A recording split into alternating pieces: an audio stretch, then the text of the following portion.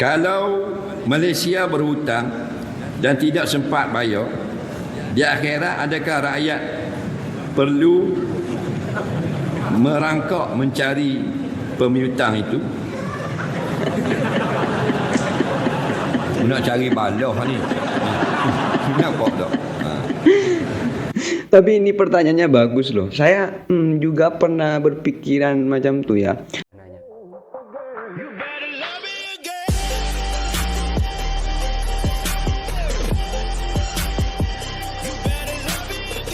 Assalamualaikum warahmatullahi wabarakatuh. Jumpa lagi dengan saya Cak Ope dalam program Ngaji Bareng.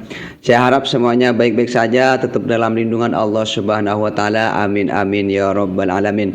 Pada kesempatan kali ini kita akan ngaji bareng kepada Ustadz Azhar Idrus, yang mana kita akan melanjutkan lanjutan dari video yang kemarin ya. Yang mana video kemarin kan awalnya menerangkan tentang aurat ya, aurat perempuan, aurat laki-laki, aurat sama istri, aurat antara laki-laki dan perempuan, dan juga tentang pernikahan ya, pernikahan yang haram dan lain sebagainya.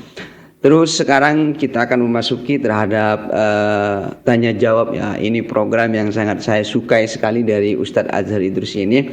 Karena kenapa?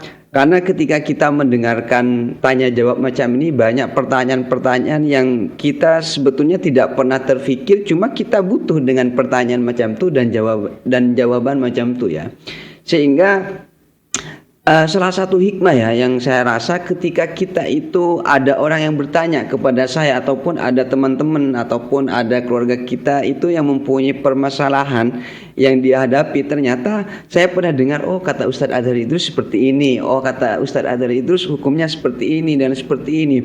Jadi sangat bermanfaat sekali. Makanya saya itu sangat kagum kepada beliau dan sangat membantu dalam kehidupan saya dalam menjalani ataupun dalam menjawab semua persoalan-persoalan yang ada. Masya Allah.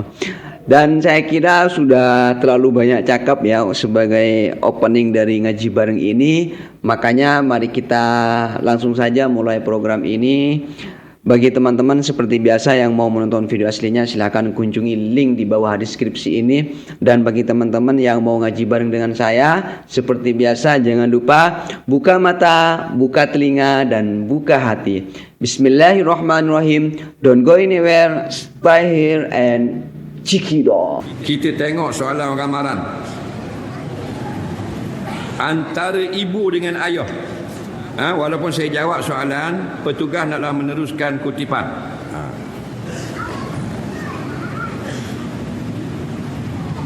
Antara ibu dan ayah, siapa yang wajib kita hormat? Dua-dua. Antara ibu dan Jangan buat sorang-sorang macam tu.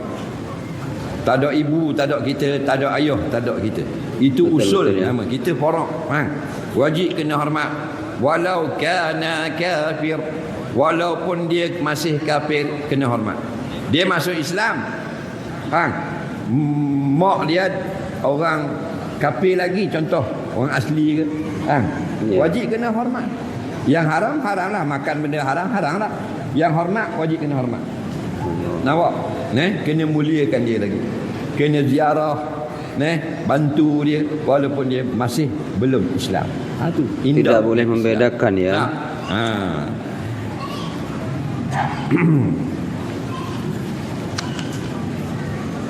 Kalau kita tidak hormat, jadilah kita biadab dengan ibu bapa.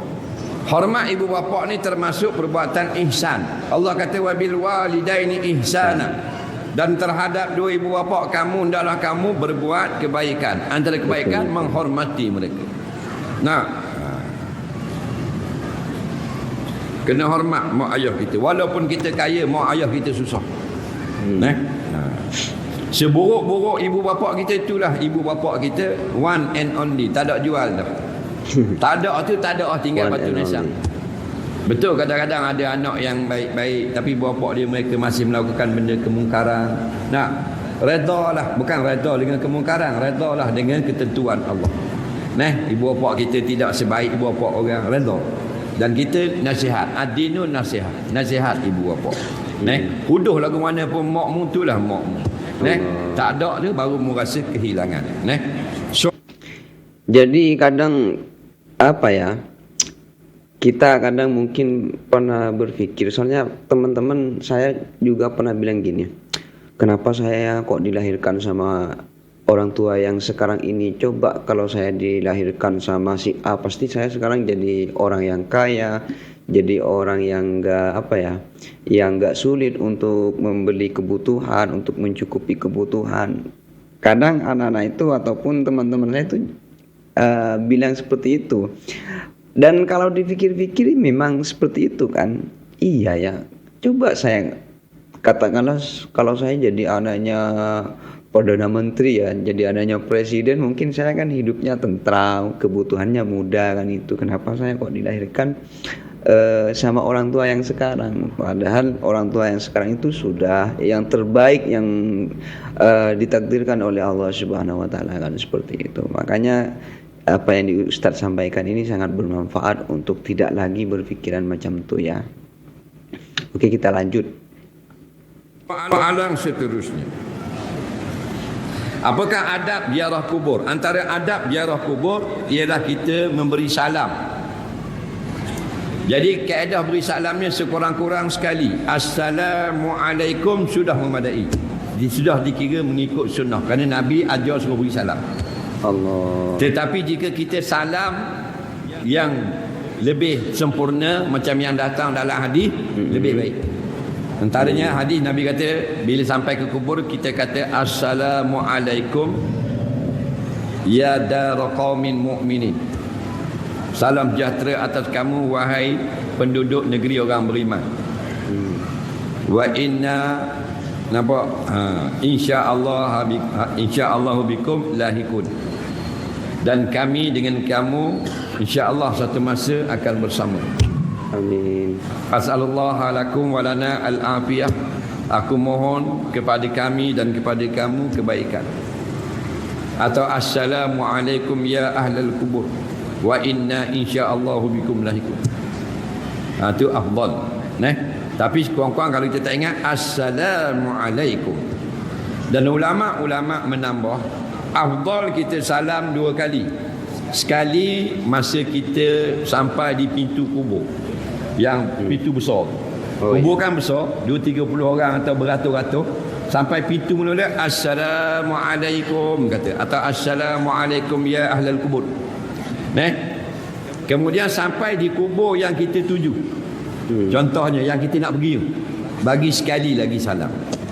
Kalau mayat tu menghadap sana kiblat, kita pergi ke depan mayat dan menghadap muka mayat, assalamualaikum sekurang-kurang. Dan boleh kalau kita pergi ziarah mak kita, kita kata assalamualaikum ya ummi, assalamualaikum ya abi, atau assalamualaika ya abi. Boleh kata. Ternyata mengatakan salam untuk untuk orang mati, untuk di kuburan itu ada tata keramanya juga ya. Tak kirain ya udah panggil salam aja, misalnya lewat atau apa, assalamualaikum ya ahli kubur. Jadi ada tata caranya ternyata ya. Oh seperti itu. Ini sangat bermanfaat untuk saya loh. Kerana orang yang hidup sama dengan orang mati. Hadis sahih mengatakan jika Allah kehendaki, Allah kembalikan roh dan dia menjawab salam. Dan mayat mengenal orang yang ziarah jika dia kenal ketika hidup, dan jika dia tak kenal ketika hidup, dia tidak kenal di alam barzakh. Cuma dia menjawab salam. Faham lagi? Tapi kenapa kita tak dengar? Kerana mayat lebih kuat panca indera telinga. Dalil dalam hadis Perang Badar, Nabi kata, nampak? Wahum asma'u minkum.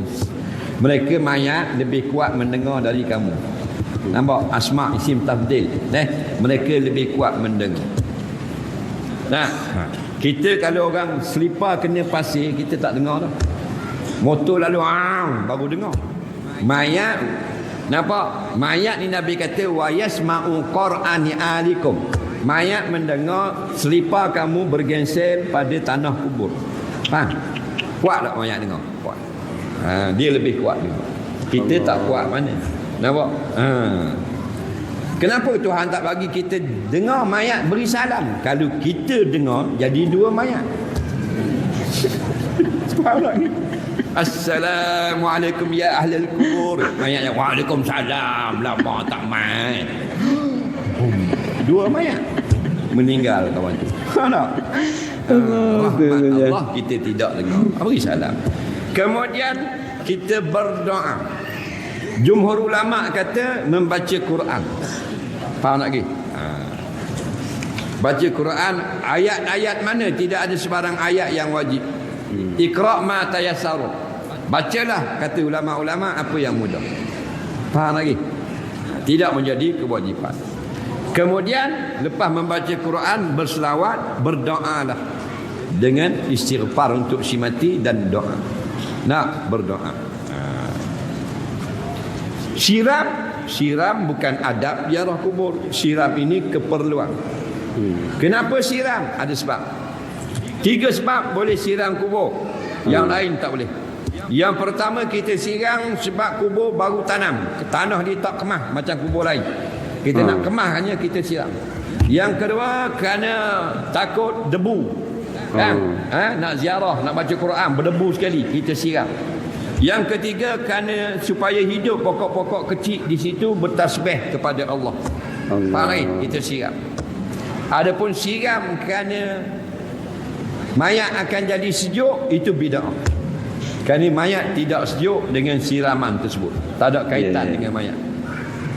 Yang menyejukkan mayat, sedekah kamu. Dah baca Quran kamu, rahmat. Tasbih, zikir kamu. Faham? Atau makruh, kita siram kerana tak tahu apa, makruh. Faham? Tengok orang siram. Itu paling ramai. Nak raya baru ni. Ikut-ikutan pergi kubur bagus, tapi semata-mata copyright control, copy paste. Faham? Tak tahu. Macam ramai lenyakan orang copy paste.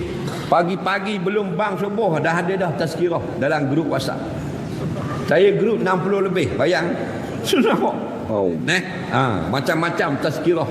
Kuliah tak pergi, tazkirah banyak. Muka yang hantar tu kebanyakan tak pergi mesti. Tak mengaji pun, tapi banyak copy paste. Dia sendiri pun tak baca, dia forward. Faham tak? Budaya tu bagus, berkongsi, tapi merugikan diri sendiri. Betul tak? Awak diri tak mengaji. Jadi nak jiru kubur, jangan copy paste. Jangan kopi-kopi saja. Belajar. Faham? 3 sebab tadi kita jiru. Kita datang beri manfaat kepada mayat dengan salam, dengan baca Quran, dengan doa, itu manfaat bagi mayat. Sesak, kita pun siram supaya pokok-pokok itu hidup. Bukan siram menyejukkan mayat. Nampak? Ya. Ni mak suruh. Siapa siram? Mak suruh. Mak tak pergi kubur ayah mak ni, raya ni. Nak pergi mak nak pergi. Bawa air sekendi, bawa air. Jiru kan? Dia tahu apa dia, belajar pun dia jiru. Betul tak? Jiru. Kena balik salah kubur. Kubur JKK. JKK. Datang anak ni, apa pun siram kubur ni. Ayah aku ni. Tak tengok nama lain. Nampak tak? Dan nama, padahal nama dia tulis Ain Lam Ya Ali. Oh, Ali saya ingat Zulkifli. Dia tak reti Jawi. Soalan seterusnya, boleh tak kita sedekah duit yang kita cukur pada anak kita pada masjid? Boleh. Kerana tidak syarat orang miskin. Cuma afdal kita beri pada orang miskin. Faham lagi? Ada orang miskin, kita timbang rambut. Kita cukur kepala baby kita lahir, bayi, kita cukur kepala dia, contoh dapat 1 gram rambut. Kita timbang tu dan kita sedekahkan dengan nilai 1 gram perak atau emas. Macam perak sekarang berapa? Emas sekarang berapa? Kita boleh tahu. Nak sekarang berapa emas kilo? Sekilo. Kilo berapa? Tak pernah beli. Sekilo. Sekilo dalam 200,000 lah. 200,000 bawah sekilo bawah. 1,800 mana ada. 1 gram, kalau sekilo 200,000, bermakna 1 gram RM200. Anak rambut anak mu tadi cukup dapat 1 gram, mana nilai RM200. Kalau emas RM200 tu sedekah pada orang miskin. Jangan sedekah rambut ke orang miskin. Faham? Kalau sedekah rambut dah boleh kira bodoh. Beri rambut. Tak, beri duit tu. Rambut tu tanam. Sunat tanam, faham? Oh gitu ya. Soalan seterusnya. Saya enggak pernah punya anak soalnya. Dah kalau kita tak ingat nak cukur dulu, sekarang baru nak cukur. Oh sekarang banyak kena bayar. 0,5 kilo rambut. nak dreadlock. Nah. Tu dekat speaker.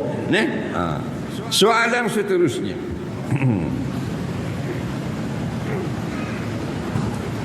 Kalau Malaysia berhutang dan tidak sempat bayar, di akhirat adakah rakyat perlu merangkak mencari pemiutang itu? Nak cari balah ni. Nampak tak? Tapi ini pertanyaannya bagus loh. Saya juga pernah berpikiran macam tuh ya. Kalau misalnya hutang Indonesia ini nggak ada yang lunasin, terus siapa yang bertanggung jawab? Apakah semua rakyat Indonesia dihukumi punya hutang dan sebagainya? Pernah berpikiran seperti itu. Makanya agak mirip kan, ini cuma di Malaysia anggaplah seperti itu. Saya penasaran jawabannya ini seperti apa.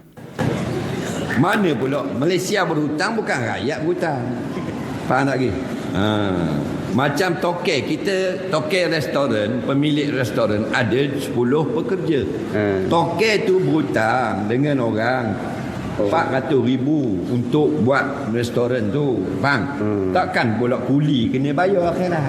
Toke tak bayar, toke lah kena. Faham tak lagi?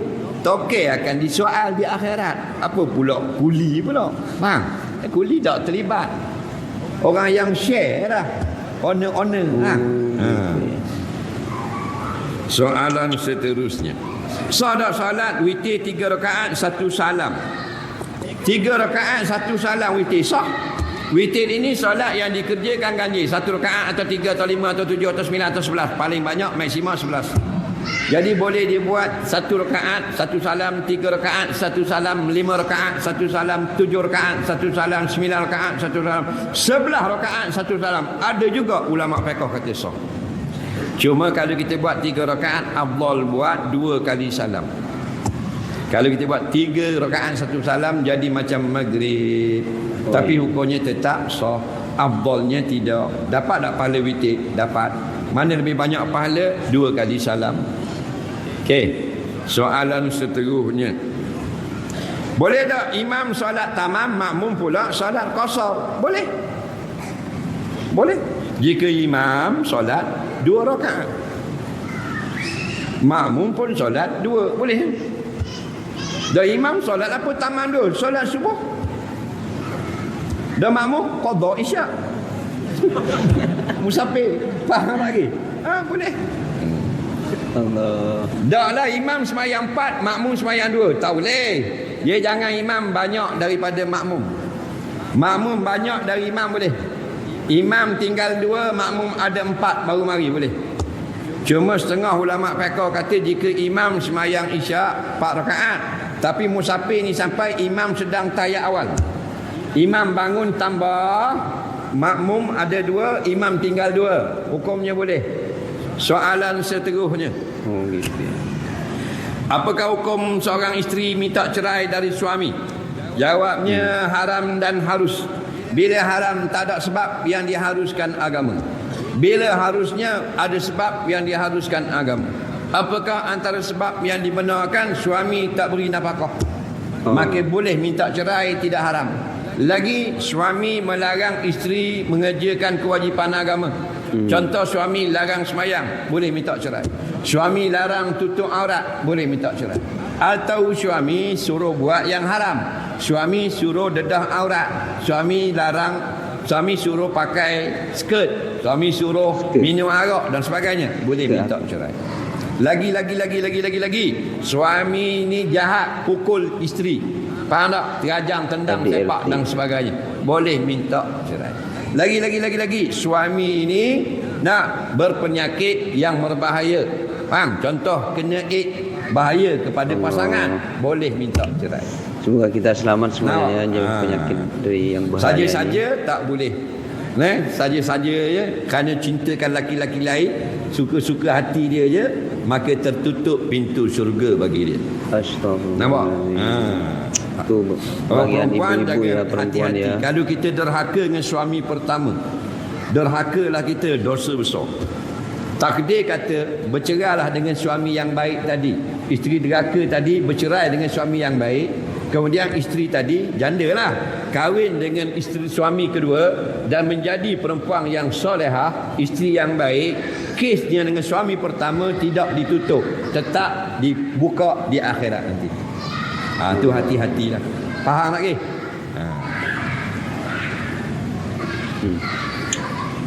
Boleh tak kita buat pinjaman nak pergi haji? Boleh. Ulama fatwa boleh. Syekh Atiyah Saqar sebut dalam kitab Ahsanil Kalam, boleh buat pinjaman. Cuma ulama hak boleh tu ada mengatakan makruh, ada mengatakan harus. Tidak haram, asalkan pinjaman itu tidak haram. Sebab tu Indonesia memberi loan kepada rakyatnya untuk kerja haji. Indonesia ramai kerja haji. Ratus-ratus ribu orang tak? Dia bagi loan, bagi pinjaman untuk buat haji. Soalan seterusnya, bagaimana kita nak dapat berkat dalam berniaga? Niat nombor satu, nak buat apa-apa pun niat penting. Niat tu mu nak kaya cepat ke apa? Nak niat mencari rezeki yang halal. Nampak? Kemudian lakukanlah kewajipan-kewajipan yang personal. Kita jangan tinggal, seperti menutup aurat, semayang dan sebagainya. Kemudian di dalam perniagaan tu pula, hendaklah kita banyak nak bersedekah pada orang, beri lebih, potong harga, dan itu keberkatan. Dan jangan ada ghurur, iaitu dah tipu. Perangat hak lama-lama, tengok orang cakap luar sikit, cah lebih-lebih, tidak ada keberkatan. Petugas yang kerja-kerja pula pakai seksi sikit, ramai sikit orang mari, hodoh. Itu semua tu tak ada berkat, suai kedai tu. Faham? Saya pernah berhenti tu. Itu balik dari mana tak ingat dah. Balik kuliah, terus balik Terengganu, tak tidur, dalam pukul 2 pagi berhenti. Satu kedai, lapar perut dengan Pok Mang dulu. Dalam 2 pagi berhenti. Ramai orang kedai ni. Budak-budak motor penuh. Tak apalah, nak makan nasi. Rupanya yang budak-budak perempuan yang ambil order ni pakai tali ni. Faham lagi? Seksi-seksi rupanya. Faham tak? Keluar ketak-ketak 2-3 orang kerja. Yang tukar akak nasi. Patut ramai. Terakak piah aku tengok. Nampak tak? Tapa cleaning tak pergi. Kedai-kedai macam tu sial, dia panggil suai. Faham tak? Kerana apa? Kerana mengundang, menolak keberkatan daripada Allah. Dia ni apa benda keberkatan ni, lawan dia ialah kesialan. Faham lagi? Tidak diturunkan berkat, dicabut keberkatan. Soalan seterusnya, macam mana jika imam terkentut masa baca khutbah? Siapa ganti? Mana aku tahu orang sini. Gantilah siapa-siapa pun. Faham tak? Masing-masing masjid lah. Ada masjid imam tu juga derah-derah pergi ambil wuduk. Faham lagi? Ada masjid yang dia masuk orang lain balik khutbah tadi. Jadi gantilah, tetap ganti. Makanya dia dikira macam 2 rakaat semayang. Diganti. Soalan seterusnya, ada ustaz PhD cakap tak boleh selawat lepas tarawih. Apa pendapat ustaz? Pendapat saya tak ada pendapat. Allah sudah sebut dalam Quran, wa'arid anil jahilin. Hendaklah kamu lari daripada orang jahil. Ustaz PhD ni bapak jahil rupanya. Sebab tu kita kena dengar ulama. Ulama seluruh dunia kata hukumnya harus. Faham? Hukum harus. Mufti Mesir Dr. Ali Jumaah, orang tanya apa hukum selawat. Hukum selawat secara umum semua dapat pahala, selagi tidak pada tempat yang dilarang macam dalam jamban dan sebagainya. Nampak lagi? Syekh Hasanain Muhammad Makhluf Berkah mufti besar negeri Mesir, bukan pelih Mesir. Hang. Nampak? Hukumnya harus selawat di celah tarawih. Syekh Ali Jadul Haq bekas Syekhul Azhar yang lepas juga begitu. Mufti Yaman. Dalam kitab Qurratul Aini Syekh Ismail Usman Zain, ulama Yaman. Sunat pula dia kata. Hampir kita tengok hampir dekat 80 atau 90 buah kitab kita pilih tu tahun 98 atau 99 dalam kes ni semua tidak ada mengatakan dilarang. Yang melarang geng-geng Usaimin, Syekh Albani dan Muhammad bin Abdul Wahab. Itu bukan daripada imam-imam 4 mazhab. Faham? Jadi kita kena ikut orang alim, jangan ikut orang jahil. Yang kata ni tu orang jahil kerana sudah diberi kitab Arab yang tidak berbaris, bacanya salah, menunjukkan dia orang jahil. Okey? Dia hanya alim dengan buka laptop. Tutup laptop, tak ada ilmu dia. Pakar hadis sebenar, ilmu hadisnya di dalam dada atau dalam laptop? Cuba jawab. Dalam dada. Dia pergi ke mana-mana tidak membawa buku atau laptop. Yang dia ni seorang kena bawa laptop, kena buka gadget, bateri habis, hadis habis. Adakah itu pakar hadis? Bukan. Diwawarkan saja untuk menipu masyarakat Islam Malaysia. Allah. Masya Allah, bukan ahli hadis. Ahli hadis di dalam dada. Ada di India, ada di Jordan, ada di Yaman, ada di Mesir. Nampak? Itu pakar hadis yang tak bawa laptop. Tua-tua belaka hormon 70 80 tu pakar hadis. Ini baca kitab pun salah. Itu bukan pakar hadis. Hukumnya boleh. Dalam kitab Yas'alunaka Fiddin, Dr. Syarbasi, kalau orang kenal, dia kata hukum baca selawat asalnya sunat, tapi meletakkan di celah-celah tarawih hukumnya harus. Dan jika tidak baca selawat pun sudah sah tarawih. Jika dibaca selawat pun sah tarawih. Nah, buatlah apa saja di bulan Ramadan digandakan pahala. Tengok orang alim jawab. Mari ni mabuk ketung ni semua haram. Nah, semua haram. Dan kita tinggalkan fatwa PhD ni tentang ni. Kita kena ingat, dia ni geng-geng yang telah mengfatwakan haram jihad di Palestin. Wajib orang Palestin keluar dari bumi Palestin, serahkan tanah Palestin pada Israel. Ni geng ni. Jangan lupa. Dan geng ni juga dari segi akidahnya Tuhan ada 2 tangan kanan. Nampak? Tapi mereka tak dedah bab akidah. Dia cakap benda khilafiyah yang furu'iyah saja. Balik tengok hard copy kitab dia, fatwa dia, tengok fatwa Albani, fatwa Syekh Muhammad Abdul Wahab. Fatwa dan sebagainya geng-geng ini. Tangan Tuhan ni 2. Pendapat yang paling kuat Wahabi, Tuhan tangan 2, dua-dua sebelah kanan. Pendapat kedua, 2 kanan 1 kiri. Pendapat ketiga tengah-tengah masyhur sekarang, Tuhan ni 2 tangan kanan, sebelah lagi tangan-tangan yang lain. Ini bukan ahli sunnah wal jamaah, ahli punah ranah. Nampak tak? Hati-hatilah. Masya Allah, itulah tadi ya beberapa pertanyaan yang sangat seru dan beberapa pertanyaan yang sangat bagus sekali. Dan ada pertanyaan yang agak lawak juga, dan alhamdulillah Ustadz Adher itu semuanya dijawab di babat habis dan juga sangat memuaskan sekali. Dan tadi itu yang pertanyaan yang paling saya berkesan tadi itu apa ya, pertanyaan ketiga hutang negara itu ya.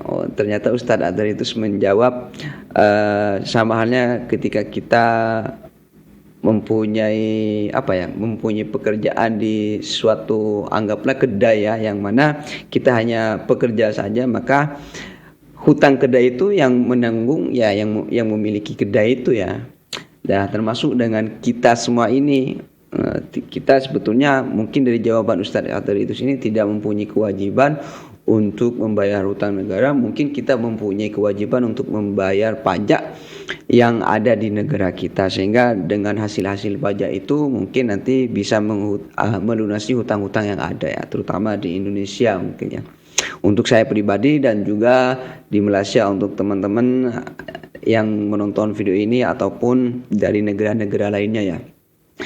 Dan apa-apa yang sudah kita dengarkan dan apa-apa yang sudah kita ikuti, semoga menjadi ilmu yang bermanfaat, ilmu yang barokah, dan ilmu yang bisa berguna dalam kehidupan kita sehari-hari. Akhirnya dari kami, salam untuk semua keluarga di rumah, tetap jaga kesehatan, jaga makan, dan juga jaga istirahat. Akhirnya dari kami, ihdinas siratal mustaqim. Assalamualaikum warahmatullahi ta'ala wabarakatuh.